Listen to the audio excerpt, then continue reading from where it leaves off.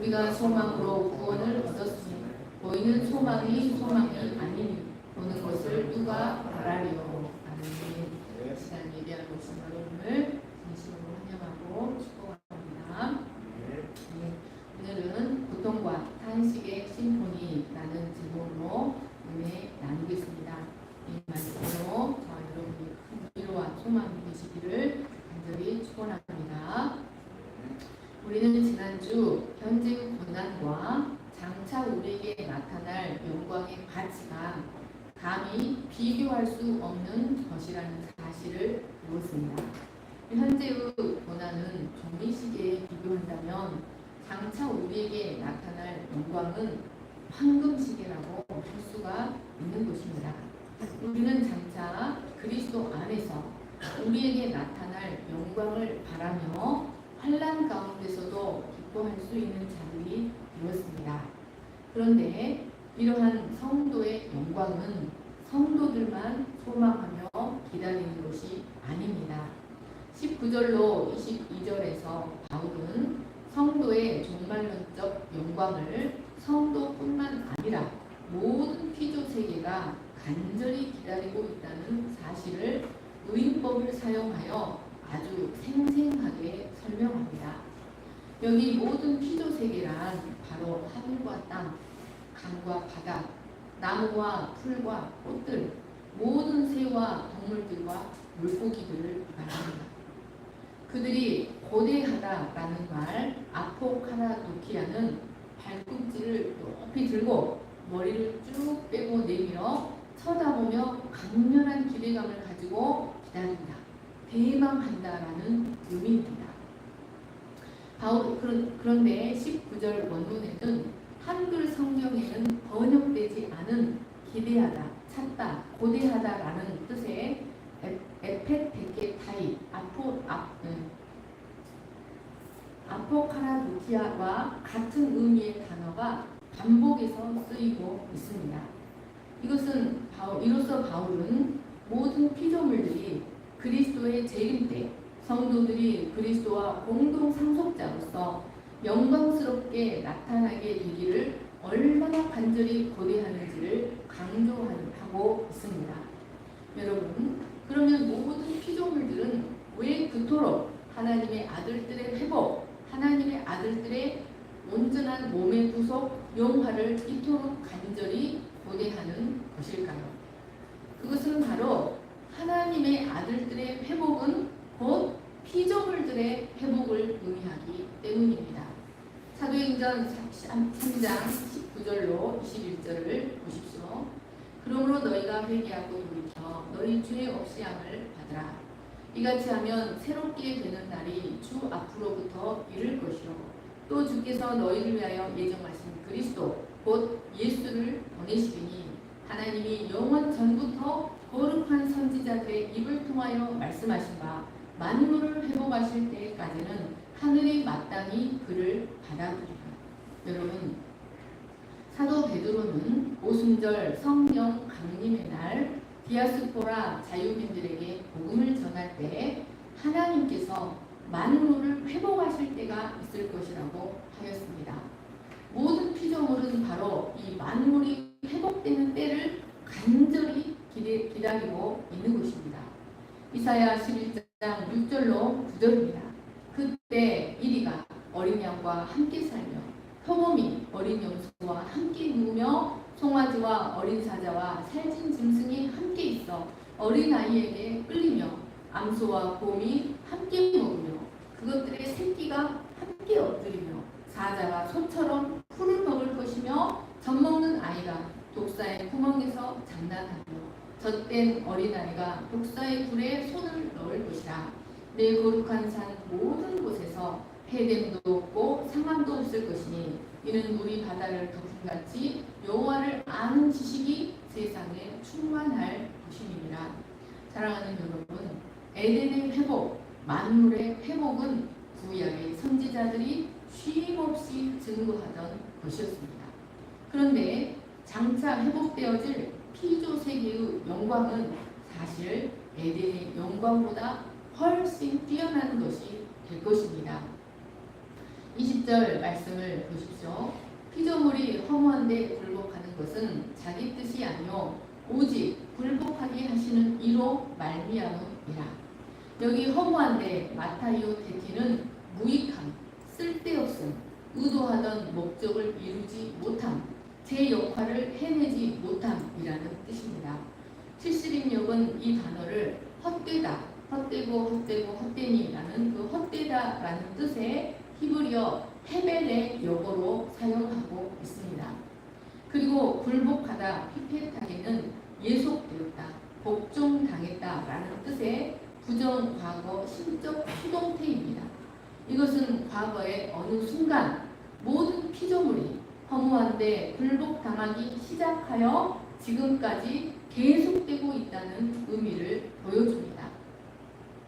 바울은 특히 마타이오테티라는 단어를 문장의 맨 앞에 배치함으로써 허무함에 굴복당하고 있는 피조물들의 좌절이 얼마나 큰 것인지를 강조하고 있습니다.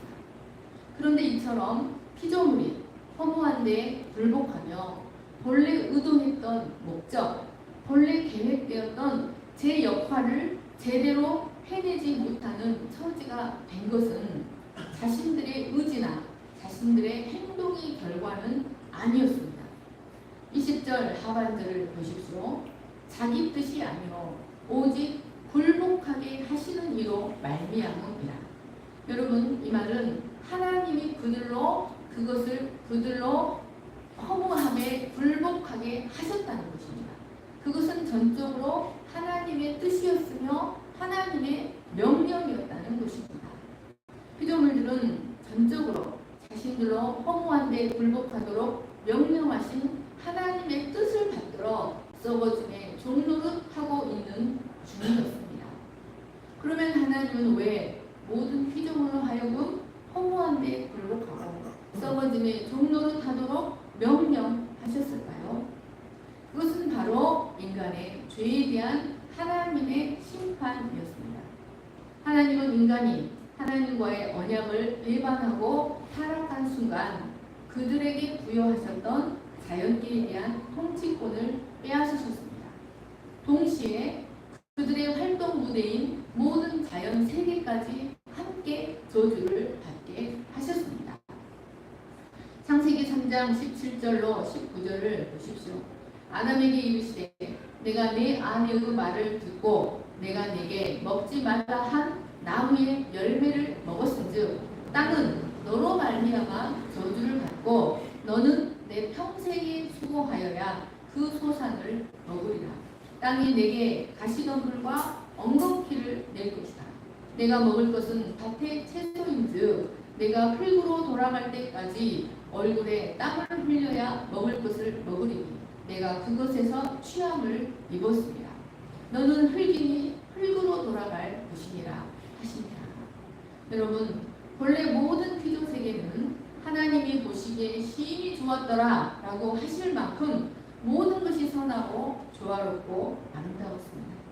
그러나 현재는 썩어짐의 원리가 작동하여 가시덤불과 엉겅퀴가 나타납니다. 서로 먹고 먹히는 먹이사슬과 약육 방식의 원리로 인하여 자연계는 공포와 두려움의 세계가 되어 버렸습니다. 뿐만 아니라 인간을 위해 사역하도록 창조된 자연 세계는 태풍과 지진과 기근과 홍수 같은 자연재해로 인간의 목숨을 위협하는 것이 되고 말았습니다. 이것은 결코 그 본래의 창조의 목적은 아니었습니다. 여러분, 이 자연세계가 모든 피조세계가 이렇게 된 것은 철저히 인간의 죄 때문이었습니다. 이사야 24장 1절로 6절을 보십시오. 보라, 여호와께서 땅을 공허하게 하시며 황폐하게 하시며 지면을 뒤집어 엎으시고 그 주민을 흩으시리니 땅이 온전히 공허하게 되고 온전히 황무하게 되니 여호와께서 이 말씀을 하셨느니라. 땅이 슬퍼하고 쇠잔하며 세계가 쇠약하고 쇠잔하며 세상 백성 중에 높은 자가 쇠약하며 땅이 또한 그 주민 아래서 더럽게 되었으니 이는 그들이 율법을 범하며 율례를 어기며 영원한 언약을 깨뜨렸습니다. 그러므로 저주가 땅을 삼켰고 그 중에 사는 자들이 정죄함을 당하였고 땅의 주민이 불타서 남은 자가 적도다. 여러분, 하나님은 인간이 죄를 범하였을 때 만물의 영장으로서의 위치만 박탈시킨 것이 아니라 만물이 주는 유익을 누리는 축복까지도 제한시키셨던 것이었습니다. 인간의 타락은 이처럼 자기 자신만 허무한 존재가 되게 한 것이 아니라 그의 통치 하에 있는 모든 피조 세계까지 썩어짐의 종로로 가는 존재들이 되게 하고 말았습니다. 여러분, 5절 말씀을, 이사야 54장 5절 말씀을 보십시오. 땅이 또한 그 주민 아래서 더럽게 되었으니 이는 그들이 율법을 범하며 율례를 어기며 영원한 언약을 깨뜨렸습니다. 그러므로 저주가 그 땅을 삼켰고 그 땅에 사는 자들이 정죄함을 당하였고 땅의 주민이 불타서 남은 자가 적도다. 인간은 그 죄로 인하여 자신을 위해 만들어주신 낙원을 누리지 못할 뿐만 아니라 자신들이 행한 것 때문에 고통을 당하고 있는 피조물들로 말미암아 함께 고통을 당하는 존재, 그 피조물들에 의해서 피조물들의 도움을 전혀 받지 못하고 그 피조물들의 위협을 당하는 존재가 되어버린 것입니다. 이처럼 피조물의 운명은 인간의 운명과 결코 떼어낼 수 없는 불가분해적인 관계입니다. 그래서 모든 피조 세계는 인간의 타락으로 인한 결과를 함께 누릴 뿐만 아니라 인간의 회복으로 인한 결과들까지 함께 누리게 되는 것입니다. 그래서 모든 피조물들은 더 이상 자신들이 배상한 모습으로 썩어지거나 병들거나 소멸되거나 인간들에게 해를 끼치는 존재들이 되는 것이 아니라 본래의 영광과 존귀가 회복되기를 간절히 소망하고 있는 것입니다. 그것은 바로 인간들이 하나님의 아들들로 회복될 때 가능한 것이었습니다.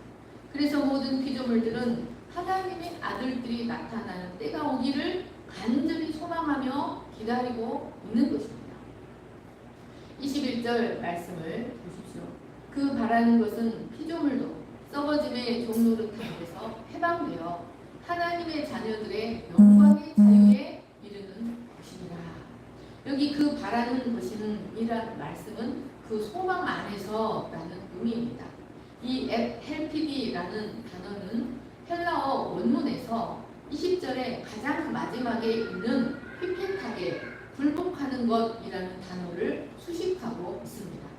그러니까 이 말은 피조물들이 비록 아담의 범죄로 인하여 허무한데 굴복당하는 처지가 되기는 하였지만 모두 어떤 소망 안에서 굴복하고 있다는 말씀인 것입니다. 여러분, 그 소망은 바로 하나님의 자녀들이 영광의 자유에 이르게 되는 것입니다.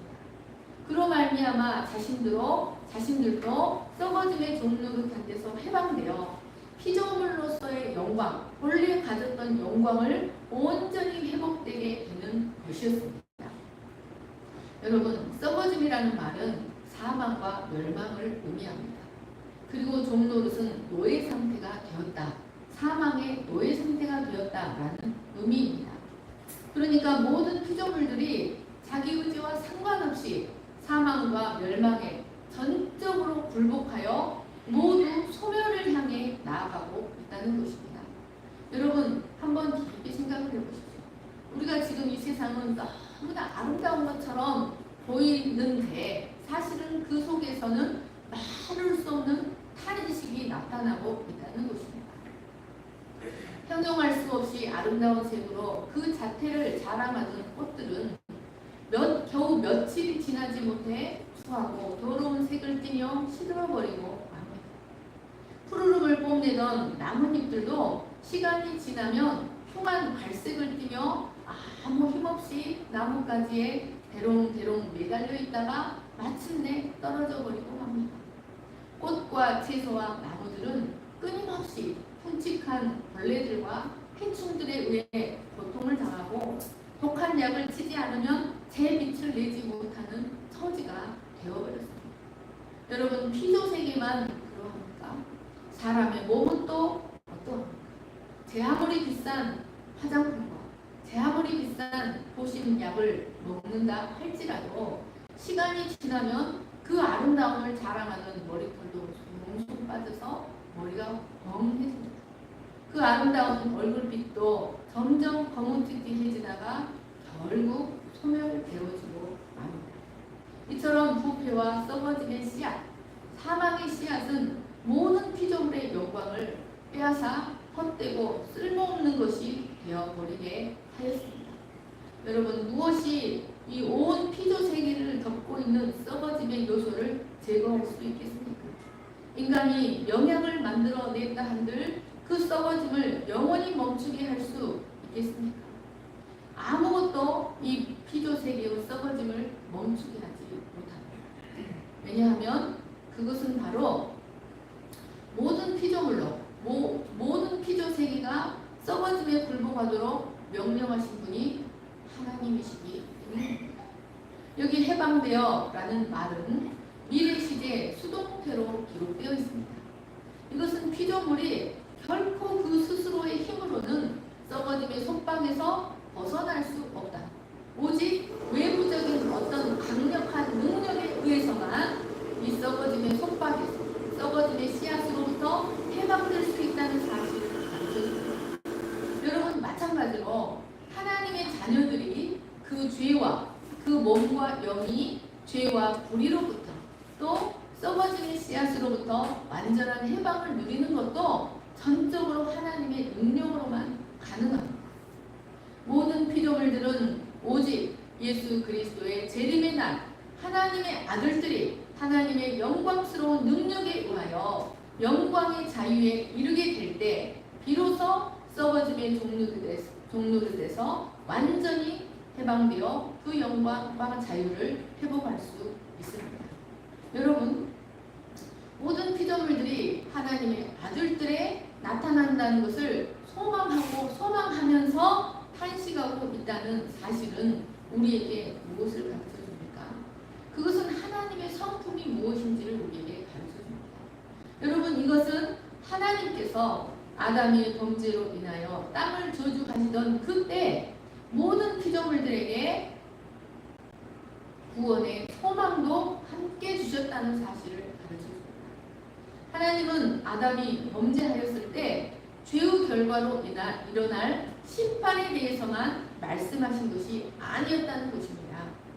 하나님은 아담에게 심판에 대해서만 말씀하신 것이 아니라 장차 여자의 후손이 뱀의 머리를 상하게 할 것이다 라는 구원의 소망, 회복에 대한 약속까지 허락해 주신 것을 우리는 항상 기억해야 합니다. 이것은 인간에 대한 구원의 약속이면서 동시에 피조물의 회복에 대한 약속이었습니다. 그래서 모든 피조세계는 바로 이 약속을 붙들고 하나님의 뜻에 순복하면서 하나님의 영광 아들들이 영광 가운데 나타나기를 고대하고 있는 것입니다. 여러분, 이처럼 인간뿐만 아니라 모든 피조세계의 회복은 바로 자신이 창조하신 세계에 대한 하나님의 긍휼과 사랑, 하나님의 신실하심이라는 그 성품의 뿌리를 두고 있습니다.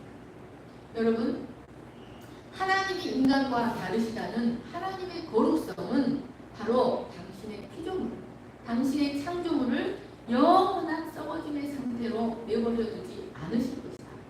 썩어짐의 상태로 영원히는 내버려 두지 않으실 것이라는 데에 있습니다. 하나님이 정말로 하나님이시고 하나님이 정말로 진정으로 위대하신 창조주시라면, 하나님이 정말로 모든 정사와 권세를 가지신 분이시라면 자신이 창조하신 인간과 피조물들을 영원히 허무한 데 굴복하고 사망 아래 신음하도록 내버려 두지는 않으실 것입니다. 22절 말씀을 보십시오. 피조물이 다 이제까지 함께 탄식하며 함께 고통을 겪고 있는 것을 우리가 아느니라. 여러분, 모든 피조물이 다 함께 탄식하고 다 함께 고통을 겪고 있는 것은 모든 세계가 다 알고 있는 보편적인 사실입니다. 여기 이제까지라는 말은 피조물의 고통과 탄식이 아담의 범죄 이후부터 그리스도의 재림 때까지 현재적으로 계속될 것이라는 의미입니다. 또 함께 탄식하다, 쉬스테나 제이는 함께 신음하고 있다, 함께 원망하고 있다 라는 뜻으로 썩어짐의 종노릇한 데서 오는 고통과 탄식이 모든 피조 세계의 만연된 슬픔이다, 모든 피조 세계의 보편화된 슬픔이다 라는 것을 의미합니다. 그런데 이러한 탄식은 단지 무의미한 탄식으로만 끝나지는 않습니다. 바울은 이 탄식이 장차 모종의 가치 있는 결실을 앞두고 소망 가운데서 겪는 탄식이라는 사실을 표현하기 위하여 함께 고통하다, 쉬스다노라는 단어를 사용하였습니다. 이 쉬스다노라는 단어는 함께 해산의 고통을 겪다라는 뜻입니다. 여러분, 그러니까 모든 피조물들은 단순히 절망으로 끝나버릴 고통으로 탄식하고 있는 것이 아니라 장차 모든 것이 회복되어서 새로운 질서와 새로운 영광의 자유를 누리는 시대가 올 것을 기대하면서 마치 해산의 고통을 겪는 여인처럼 탄식하고 있다는 것입니다. 임신한 여인이 아이를 소망하며 아이가 곧 나올 것을 바라면서 해산의 고통을 겪는 것처럼 피조세계가 탄식하고 있다는 것입니다. 모든 피조물들은 자신들이 창조주 하나님의 영광을 위한 인간의 활동 무대로 지어졌다는 것을 알고 있습니다. 그래서 그들은 자신들의 영광의 회복을 위해 필사적으로 인간의 회복을 간절히 소망하며 고대하며 있는 것입니다. 자신들의 영광의 회복을 위해 필수적인 것이 바로 인간의 완전한 구속입니다. 그들은 이 인간의 완전한 구속이 속히 성취되기를 소망하며 하나의 거대한 고통과 탄식의 심포니를 연주하고 있는 것입니다. 바울은 이러한 표현들을 통하여서 성도가 그 영광을 소망하게 되는 것, 그 영광을 회복하게 되는 것이 얼마나 절실한 요구인가, 그것은 실로 범우주적인 요구라는 사실을 증거하고 있습니다. 그는 이를 통해서 이처럼 영적 생명이 없는 피조물들마저도 하나님의 아들들의 영광의 회복을 기대하고 해산의 수고를 감당하고 있는데 우리의 궁극적인 소망이 무엇이어야 하겠느냐라고 말하고 있는 것입니다. 인간이 자신의 회복을 위해 단식하며 간절히 소망하는 것은 성도들의 당연한, 궁극적인 당연한 소망이라는 사실을 강조하고 있는 것입니다. 23절 말씀을 보십시오. 그뿐 아니라 또한 우리 곧 성령의 처음 익은 열매를 받은 우리까지도 속으로 탄식하여 양자될 것 곧 우리 몸의 속량을 기다리느니라. 모든 피조물이 단식하며 하나님의 아들들이 나타나기를 고대하듯이 성도들 또한 양자될 것, 즉 우리 몸의 완전한 회복을 소망하며 기다려야 한다는 것입니다. 인간이 그 영광을 회복하게 되는 것은 실로 범우주적인 요구입니다. 그런데 바울은 여기서 성도들을 어떻게 표현하고 있습니까? 성도를 성령의 처음 익은 열매를 받은 자들이라고 표현하고 있습니다. 성령의 처음 익은 열매란 성령이라는 처음 익은 열매, 처음 익은 열매로서의 성령이라는 뜻입니다. 여러분, 이 말은 성도가 어떤 존재인가? 즉 성도는 예수 그리스도를 믿음으로 의롭다 하심을 받은 성도는 성령이라는 첫 선물을 받은 자입니다. 그래서 성령의 인도함을 받는 상태로 들어가게 된 자들이라는 것을 가르쳐줍니다.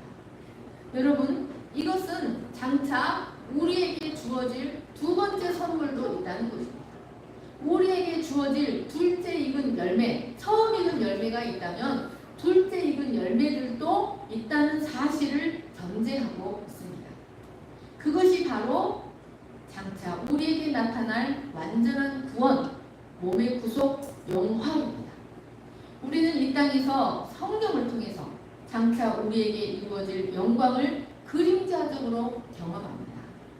여러분, 바울이 성령을 처음 익은 열매라고 표현한 것은 이 처음 익은 열매라는 말은 77절이라는 오순절 봄 추수 절기에 쓰는 단어입니다. 그러니까 오순절 봄 추수 절기에 하나님께 바치는 첫 열매를 바로 아파르켄 처음 익은 열매라고 말했습니다. 그들은 이스라엘은 이 77절에 첫 열매를 바침으로써 나머지 추수물 전체를 거룩한 곳으로 구속하였습니다. 그러니까 예수 그리스도를 믿음으로써 구원의 첫 열매, 첫 선물로서 우리가 성령을 받았다는 것은 우리에게 장차 나머지 구원까지도 모두 완전하게 성취하도록 성령이 우리를 끝까지 이끌어 가실 것이라는 사실을 의미하는 것입니다. 그러니까 우리는 그 성령을 우리의 구원이 완전하게 성취될 것이라는 사실을 확증시켜주는 보증물로 받았던 것입니다.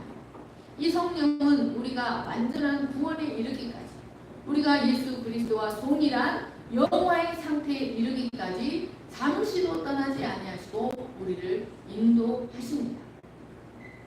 21절 하반절 말씀을 보십시오. 우리 곧 성령의 처음 익은 열매를 받은 우리까지도 속으로 탄식하여 양자될 것 곧 우리 몸의 속량을 기다리느니라. 여러분, 우리가 성령이라는 처음 익은 열매를 받았는데 왜 우리는 계속해서 탄식합니까?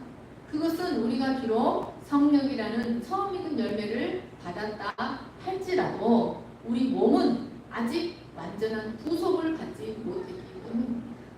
비록 우리 안에 성령이 계시지만 우리는 아직 죄와 정욕과 사망의 권세에서 완전히 해방되지 못했다는 것입니다. 그래서 우리는 계속해서 단식하며 우리 몸의 완전한 구속, 하나님의 아들로 완전히 입양 절차가 완전히 끝나는 때를 간절히 소망하며 기다리고 있습니다. 여러분, 그러면 우리는 그날이 반드시 오고야 말 것이라는 사실을 어떻게 확신할 수 있을까요? 여러분, 그날이 어떤 날이 될 것이라는 것을 우리는 어떻게 알 수 있을까요? 여러분, 일례로 우리 주님께서 이 땅에서 행했던 이적들을 살펴보면 그날이 반드시 올 것이며 그날이 어떤 날이 될 것이라는 사실을 대충 알 수 있습니다. 여러분, 우리 주님께서 이 땅에서 행했던 이적들은 바로 그날의 영광을 미리 보여주는 예고편들이었습니다. 여러분, 예수님은 사람들이 스스로 어떻게 할 수 없는 그 무서운 고통의 질병을 치료해 주셨습니다. 예수님은 사람의 힘으로 어떻게 할 수 없는 흉악한 귀신들도 내쫓아 주시고 바람과 바다의 흉흉함도 말씀 한마디로 잔잔케 해 주셨습니다. 심지어 예수님은 나인성 과부의 아들도 또 죽은 지 3일이 넘은 나사로도 죽은 가운데서 살려주셨습니다. 예수님은 죽음조차도 물러가게 하셨던 것입니다. 여러분, 그것들은 모두 장차 올 영광의 예고편들이었습니다. 그것이 얼마나 위대하고 영광스러운 것인지 피조물들은 발꿈치를 높이 들고 목을 길게 빼고 그날의 영광을 간절히 고대하고 있는 것입니다. 이처럼 영혼이 없는 피조물들마저도 이토록 간절히 그날을 고대할진데 하물며 하나님의 구속을 받은 우리는 얼마나 더 우리 몸의 속량을 탄식하며 기다려야 하겠습니까? 바울은 이를 통해 우리의 궁극적인 소망이 무엇이어야 하는지를 말하고 있는 것입니다. 여러분, 만약에 우리가 다가올 공휴일에 무척 즐거운 일을 하기로 예정되어 있다면 여러분, 손가락으로 그 날을 하루 이틀을 손가락으로 세며 그날을 무척 고대하지 않겠습니까? 우리 다니엘이가 공부를 열심히 하다가 휴가를 가기로 하니까 그날을 이게 간절히 고대했다는 말씀입니다. 지난 여름에 이와 같이 그런 그런 일이 있다는 사실을 알지 못한다면 그날에 대한 감각이 없을 것입니다. 이와 같이 우리가 마치 아이를 잉태한 여인이 장차 아이 볼 것을 기대하며 탄식하며 해산의 고통을 감내해내는 것처럼 우리 몸에 완전한 구속의 날을 고대하며 탄식하며 기다려야 합니다. 여러분, 영적으로 거듭나지 않은 자들은 전혀 탄식하지 않습니다. 왜냐하면 그들은 그 영광에 대해 전혀 알지 못하기 때문입니다. 바울은 24절에서 우리가 소망으로 구원을 받았다. 이 말은 우리의 믿음에는 이 궁극적인 소망이 들어있다. 이 소망은 우리의 믿음을 더욱 견고하게 한다라고 증거하고 있습니다. 여러분, 진정한 성도는 바로 이 소망을 가진 자입니다. 이 소망이 참된 기독교의 표준이고 진정한 소망, 진정한 성도인지 아닌지를 가름하는 시금석이 바로 이 소망이 됩니다. 사랑하는 여러분, 저와 여러분이 이 땅에서는 비록 함께 탄식하고 함께 고통하지만 이 소망 가운데 함께 탄식하고 함께 고통하는 저와 여러분이 될 수 있기를 간절히 축원합니다. 네, 제가 기도하겠습니다. 사랑과 은혜가 풍성하신 하나님 아버지, 사도 바울은 우리의 진정한 소망이 무엇이어야 하는지 그 현재의 고난과 우리의 영광의 가치를 비교할 뿐만 아니라 영적 통찰력으로 영적 태안으로 피조물의 탄식을 이야기하며 우리의 궁극적인 소망이 무엇이어야 하는지를 우리에게 가르쳐줍니다. 우리는 소망으로 구원을 얻었습니다. 우리의 믿음에는 소망이 들어있고 하나님의 변함없는 사랑이 들어있습니다. 오직 믿음, 소망, 사랑만이 영원합니다. 보이는 소망은 진정한 소망이 아닙니다. 하나님, 우리의 소망은 무엇입니까? 우리는 무엇을 우리의 소망으로 살아가고 있습니까?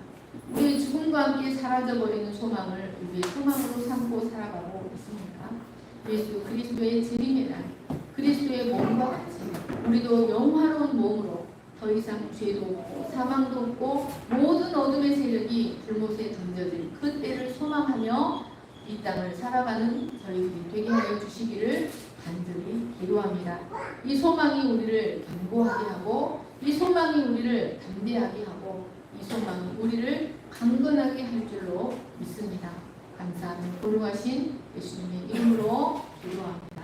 아멘. 꽃들도 이제 일어나셔서 찬양하시겠습니다.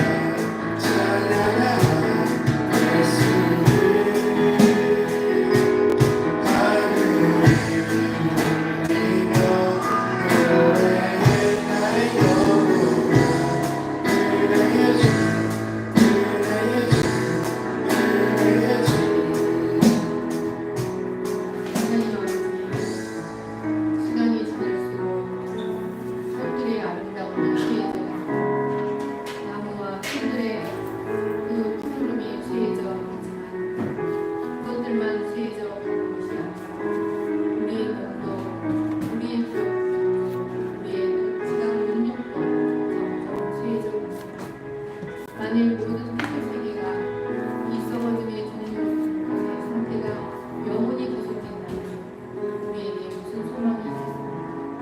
오늘 선을 행하고 오늘 하나님을 두려워하고 오늘 하나님을 경외하게 할 이유가 무엇이겠습니까?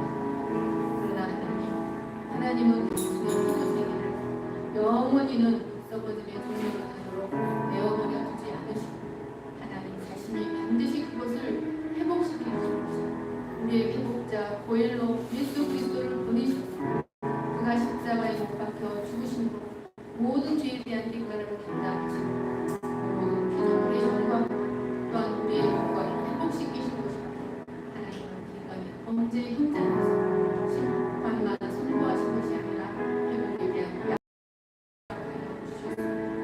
모든 피조 세계는 그것을 알고 발을 높이 들고 발뒤꿈치를 높이 들고 목을 빼며 하나님의 아들들이 나타나기를 간절히 기도하고 있습니다.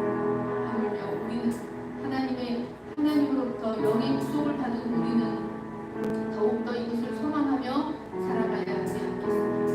하나님 아버지, 우리는 이 땅에서 이 소망을 붙들고 나그네로 살아가며 순례자로 거룩한 순례자로 살아갈 수 있도록 우리를 축복해 주시기를 간절히 기도합니다. 소망 없는 자들처럼 죽음의 세력에 낙심하지 아니하고 하나님 예수 그리스도의 재림에 호련히 그리스도와 동일한 상태로 변화될 것을 믿고 그것을 소망하며 우리의 소망이 무엇인지를 알려 하는 자들에게 우리의 소망이 무엇인지를 가르쳐주는 준비를 하며 살아가는 복된 성도들이 될 수 있도록 우리를 축복해 주시기를 간절히 기도합니다. 우리의 소망이 확실하다는 것, 우리는 반드시 영화롭게 되고 될 것이라는 사실을 확증시켜 주시기 위하여 하나님은 우리에게 성령을 주셨습니다. 그 성령이 예수 그리스도의 때까지 우리를 안전하게 이끌어 가실 줄 믿습니다. 우리가 더 이상 이제는 죄에 대하여 죽은 자요 하나님께 대하여 산 자임을 깨닫고 이제 더 이상 몸의 사역에 순종하지 않고 성령을 따라 행하는 우리 소망을 가진 자로서 합당하게 살아가는 저희들이 될 수 있도록 축복하여 주시옵소서. 이제는 우리 주 예수 그리스도의 은혜와 하나님 아버지의 거룩하신 사랑과 성령의 감화 감동과 교통하심 우리의 진정한 소망이 무엇인지 깊이 구분하고 썩지 않고 더럽지 않고 쇠하지 아니하는 하나님의 나라가 우리의 진정한 소망이라는 사실을 깊이 영접한 모든 우리들 영원히